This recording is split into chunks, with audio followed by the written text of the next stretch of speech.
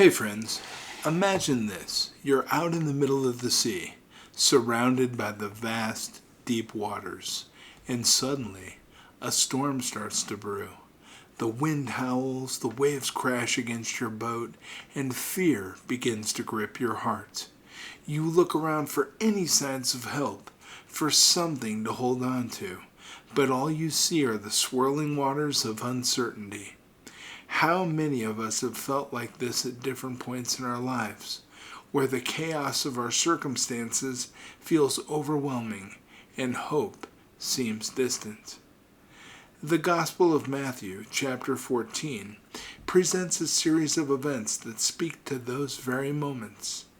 Through the feeding of the 5,000 and the story of Peter walking on water, we are reminded of God's power, compassion, and unwavering presence, even in the midst of life's storms. Let's walk through this chapter and explore the rich lessons it holds for us today. The miracle of compassion, the feeding of the 5,000. After hearing the news of John the Baptist's death, Jesus withdrew by boat to a solitary place to grieve. Imagine his state of mind. A deep sadness at the loss of his cousin, forerunner, and close companion. Yet, despite his personal sorrow, when he saw the large crowd that had followed him, his heart was moved with compassion. Instead of turning them away or asking for solitude, Jesus healed their sick and tended to their needs. As evening approached, the disciples began to worry. There were over 5,000 men, not counting women and children, gathered in a remote place with no food. The disciples suggested sending the people away to buy food, but Jesus had a different plan. He said, "You give them something to eat." Confused, they pointed out that they only had 5 loaves of bread and 2 fish, a mere snack compared to the overwhelming crowd. But Jesus took what little they had, gave thanks, and miraculously multiplied it. Everyone ate and was satisfied, and there were even 12 baskets left over.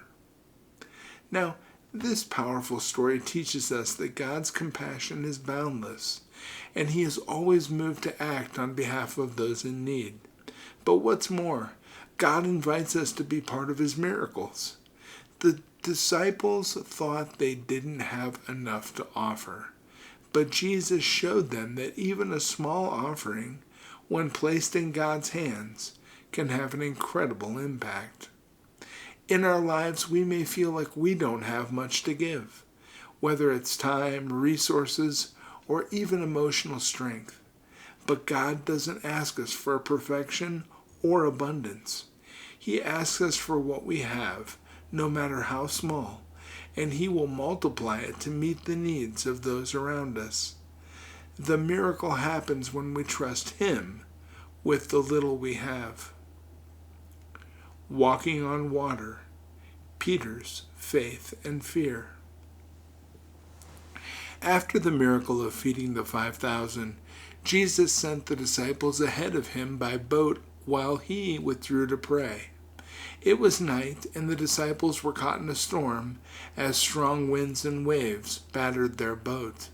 They were terrified. Then, in the early morning hours, they saw a figure walking toward them on the water. Frightened, they cried out, thinking it was a ghost. But then Jesus spoke. "Take courage. It is I. Don't be afraid."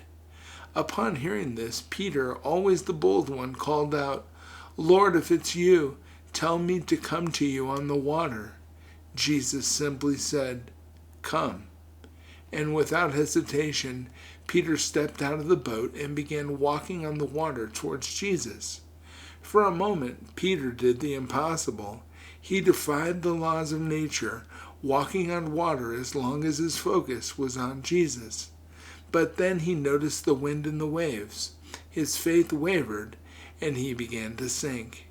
In his fear, he cried out, "Lord, save me." Immediately Jesus reached out his hand, caught Peter and said, "You of little faith, why did you doubt?" When they climbed back into the boat, the storm calmed, and the disciples worshiped Jesus, saying, "Truly, you are the Son of God." Now, this story is an incredible demonstration of both faith and fear. Peter's boldness to step out of the boat shows us that faith often requires us to take risks, to step into the unknown, to step into the miraculous. We must be willing to trust Jesus, even when it seems impossible. But Peter's thinking reminds us of an essential truth. The moment we take our eyes off Jesus and focus on the storm, fear can overwhelm us. The winds and waves represent the trials, doubts, and distractions we face in life. When we fix our eyes on the problems, we start to sink. But when we focus on Jesus, we are sustained. And even when our faith falters, Jesus is always ready to reach out and save us, lifting us out of our fear. In life, there will always be storms, moments when we feel overwhelmed or uncertain. But like Peter, we are invited to step out in faith, knowing that Jesus is with us. And even if we begin to sink, his hand is always extended to pull us back up. The power of worship and trust. After Jesus and Peter returned to the boat, the wind died down, and the disciples responded in awe. They worshiped Jesus, saying, "Truly, you are the Son of God." This declaration was not just an acknowledgement of the miracle they had witnessed, but a profound moment of revelation. They had seen Jesus calm the storm, heal the sick, feed the multitude, and walk on water. In that moment, their worship was an act of deep trust and recognition for who Jesus truly was. Worship is our response to God's greatness and faithfulness. It flows from a heart that has experienced his power and presence. When we recognize that Jesus is in control, whether we are in the middle of a storm or standing on solid ground, our natural response should be to worship. And worship isn't just about singing songs, it's about a posture of the heart. It's a way of living that says, "I trust you, Lord, even when life is hard. I believe in your power even when I'm surrounded by challenges." When we worship, we are reminded that God is bigger than any storm, and he is always worthy of our trust and praise. So, as we reflect on the Gospel of Matthew, chapter 14, we see a chapter filled with miracles, faith, and profound lessons about trusting God. It's the story of the feeding of the 5,000, and we are reminded that God's compassion knows no limits, and even the smallest offering can be multiplied to bless others.